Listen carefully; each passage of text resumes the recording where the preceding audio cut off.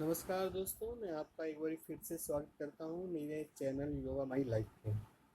मेरा पिछला वीडियो आप सब लोगों ने बहुत पसंद किया, जिसका शीर्षक था त्राटक के चमत्कार, जिसमें मैंने त्राटक कैसे करना चाहिए, त्राटक क्या है, कितने प्रकार के त्राटक हैं और उन त्राटक को करना कैसे चाहिए, इन सब चीज़ों के बारे में आपको बताया था।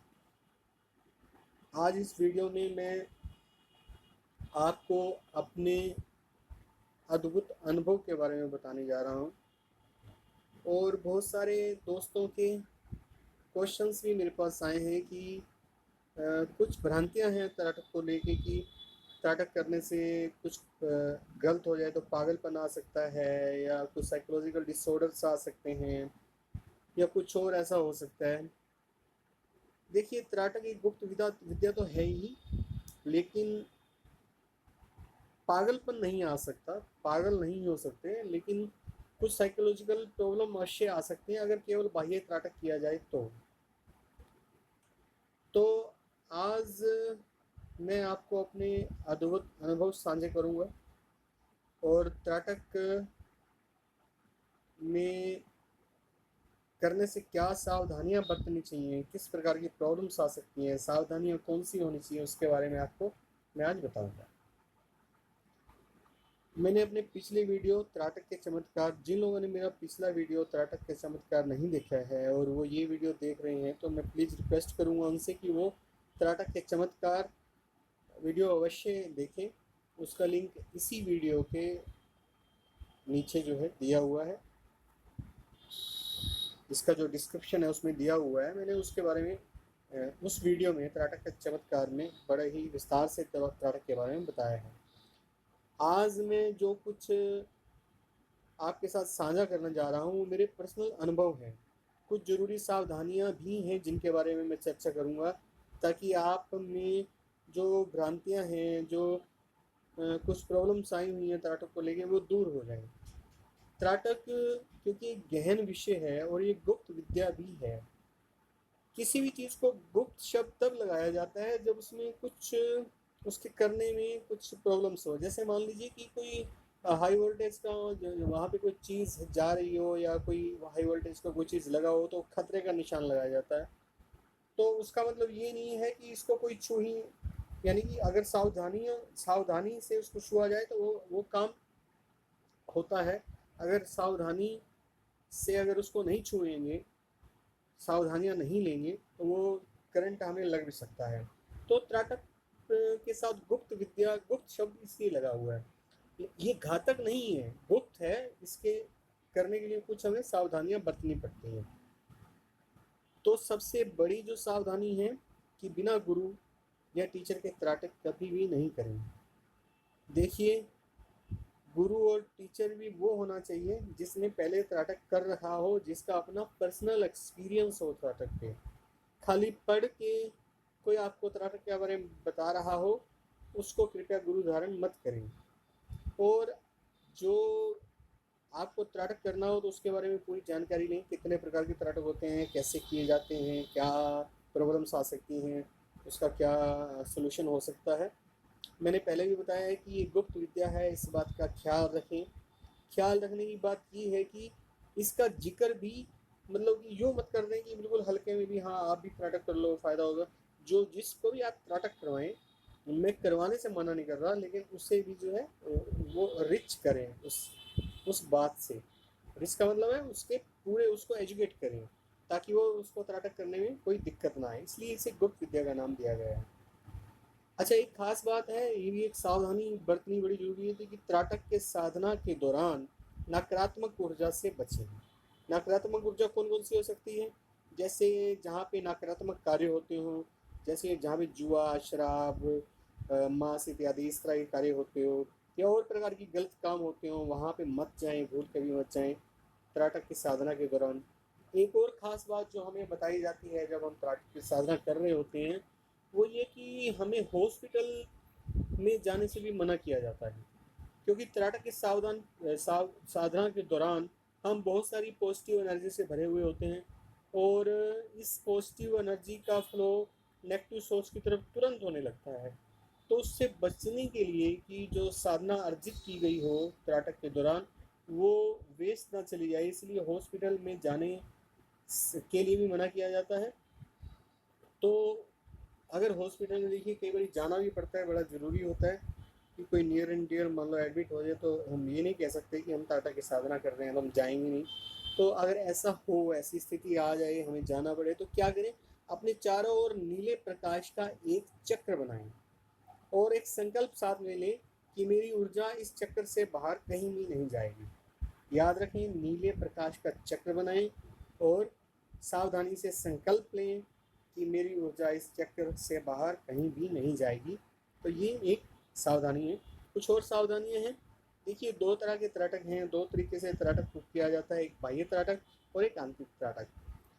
और मेरे विचार से, मेरे एक्सपीरियंस के हिसाब से दोनों त्राटक एक साथ ही करने चाहिए, यानी कि बाह्य त्राटक और आंतरिक त्राटक एक साथ ही करना चाहिए। अभी भी जो मेरे पिछले वीडियो में जो कमेंट आए और मैंने बहुत से लोगों से फ़ोन पे भी बात की, तो ये प्रॉब्लम सबके साथ थी कि उन्होंने त्राटक पे जो काफ़ी समय तक काम किया, कोई रिजल्ट नहीं आया। तो मुझे मालूम पड़ा कि सभी ने जो है बाह्य त्राटक पे ही काम किया, आंतरिक त्राटक पे किसी ने काम नहीं किया। तो जब तक आप ऐसा नहीं करेंगे तो रिजल्ट नहीं मिलेंगे, अगर मिलेंगे तो बहुत देर से मिलेंगे। और खाली बाह्य त्राटक करने से कोई साइकोलॉजिकल प्रॉब्लम भी आ सकती है, आँखों पे फ़र्क भी पड़ सकता है।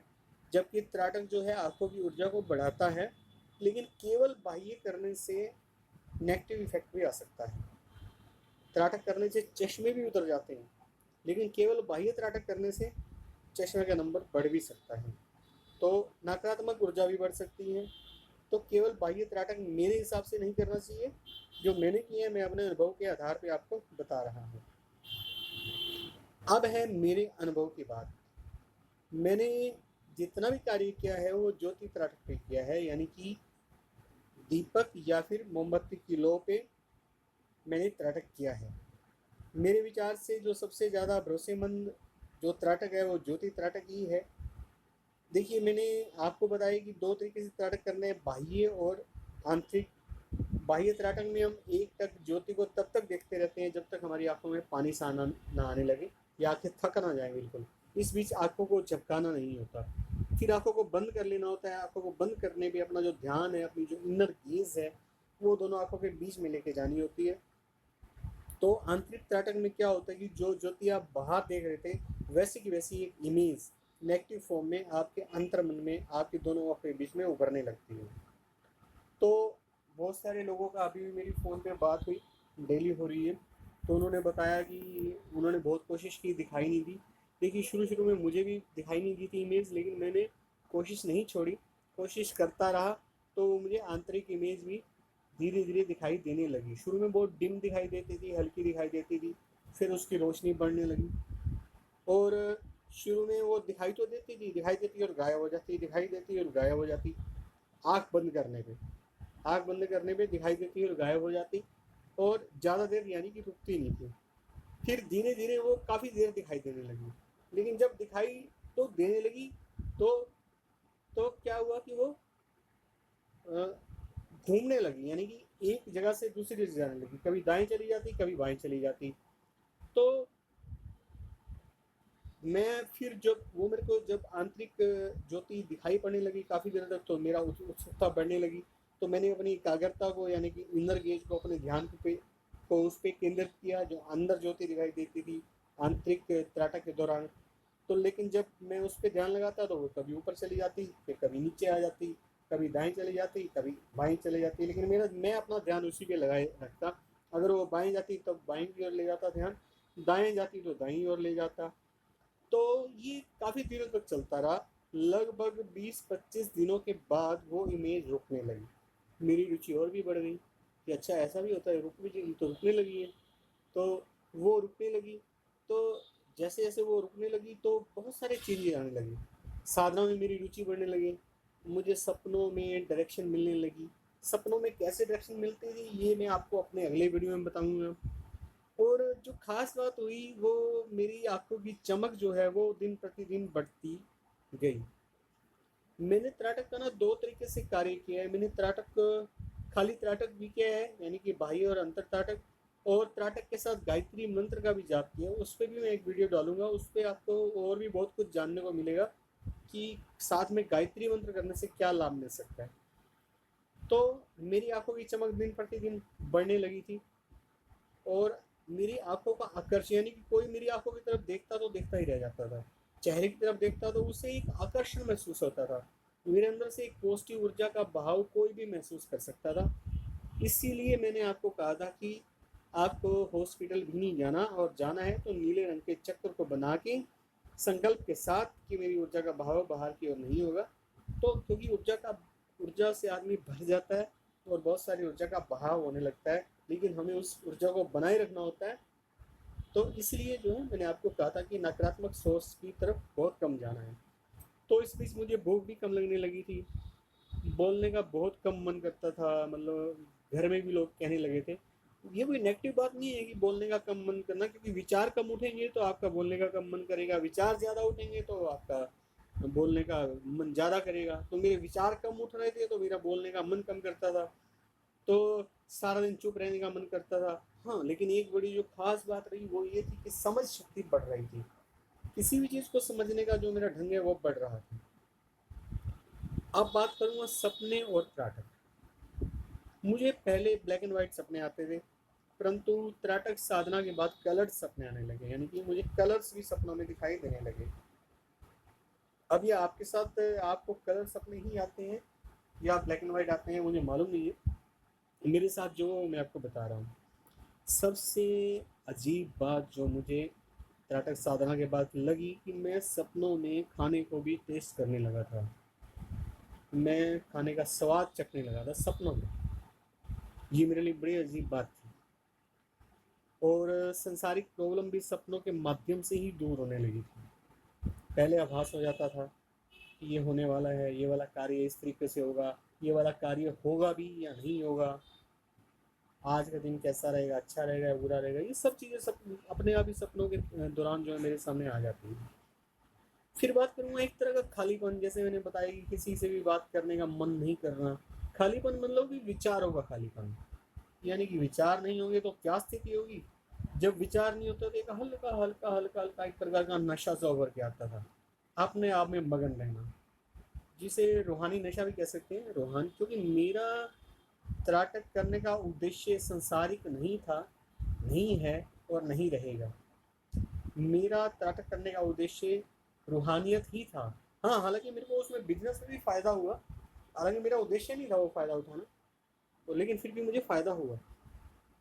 त्राटक करने के काफ़ी देर तक एक तरह का खालीपन, एक तरह का नशा रहता था। दिल करता था कि खालीपन और शब बना रहे, कभी ख़त्म ना हो। और जो एकाग्रता मैंने त्राटक से, अब मैं बता रहा था कि बिजनेस में फ़ायदा हुआ क्योंकि मेरा मन एकाग्र हो चुका था और मुझे खालीपन रहता, यानी कि विचार बहुत ज़्यादा आते नहीं थे। तो मेरा जो एकाग्र मन है मैं कहीं पे भी लगाऊंगा, अगर मैं बिजनेस में बिजनेस पे लगाऊंगा तो ज़्यादा आउटपुट आएगी, मैं उस चीज़ को ज़्यादा अच्छे तरीके से समझूंगा। अगर मैं स्टूडेंट हूँ तो अगर मैं पढ़ाई में लगाऊंगा तो ज़्यादा एकाग्रता से मैं उस चीज़ का यूज़ कर सकूँगा। अगर मैं नौकरी कर रहा हूँ, कुछ भी कर रहा हूँ दुनिया में, तो उस एकाग्रता को मैं उसमें प्रयोग कर पाऊँगा, जो मैंने जिस एकाग्रता को मैंने अर्जित किया। कहाँ से? त्राटक से। तो ये कुछ अनुभव हैं। इसके अलावा भी मेरे पास बहुत सारे अनुभव हैं त्राटक में, मैंने काम किया है। तो अभी मैं नहीं कर रहा त्राटक, लेकिन अभी थोड़े समय बाद मैं फिर से शुरू करूँगा जब मौसम थोड़ा ठीक हो जाएगा। ठीक है, अभी गर्मियाँ चल रही हैं, गर्मियों में मैं नहीं करता हूँ त्राटक, गर्मियों में मैं क्रिया योग, योग निद्रा करता हूँ। योग निद्रा पे मेरे बहुत से अनुभव है, वो भी मैं आपके साथ साझे करूँगा। तो आप जो मेरा वीडियो देख रहे हैं वो मेरे चैनल योगा माई लाइफ पे देख रहे हैं। मेरा ब्लॉग भी है योगा माई लाइफ के नाम से, और उसका भी लिंक मैंने डिस्क्रिप्शन में दिया हुआ है। और त्राटक के बारे में हमें अभी और भी बहुत सी बातें करनी हैं, आपके बहुत ज़रूरी सवालों का जवाब भी देना है। देखिए, अगर आपको कुछ जानकारी चाहिए तो कमेंट बॉक्स में लिख दीजिए। अगर और ज़्यादा आपको डिस्कशन करनी है तो अपना मोबाइल नंबर छोड़ दीजिए, मुझे जब भी समय मिलेगा मैं आपको फ़ोन अवश्य करूँगा। अभी तक जिसने भी मेरे यहाँ पे नंबर छोड़ा है मैंने उससे बात अवश्य की है। इसके अलावा मैंने व्हाट्सएप ग्रुप बना रखा है, आप नंबर देंगे तो उसमें भी मैं डाल दूँगा। वो केवल हमारी एक दूसरे के सलाह मशवरे के लिए है, जिसमें मैं केवल जो है गाइडेंस देता हूँ, उसमें और कोई पोस्ट नहीं होती। आप प्रश्न पूछेंगे, मैं उसका उत्तर दूँगा। तो अगर मेरा वीडियो पसंद आया हो तो आप उसको लाइक कीजिए और चैनल को सब्सक्राइब कर लीजिए ताकि हम जुड़े रहें आपस में। आगे बहुत सारी वीडियो डालने हैं अलग अलग टॉपिक्स पे, और इसको शेयर अवश्य कीजिए। मैं बार बार कहता हूँ कि मैंने बहुत सारा वर्क किया आप लोगों के लिए, जो मैं चाहता हूँ कि वो सभी दोस्तों तक, सभी भाइयों तक पहुँचे। तो आपसे मेरी रिक्वेस्ट है कि आप इसको शेयर अवश्य करें।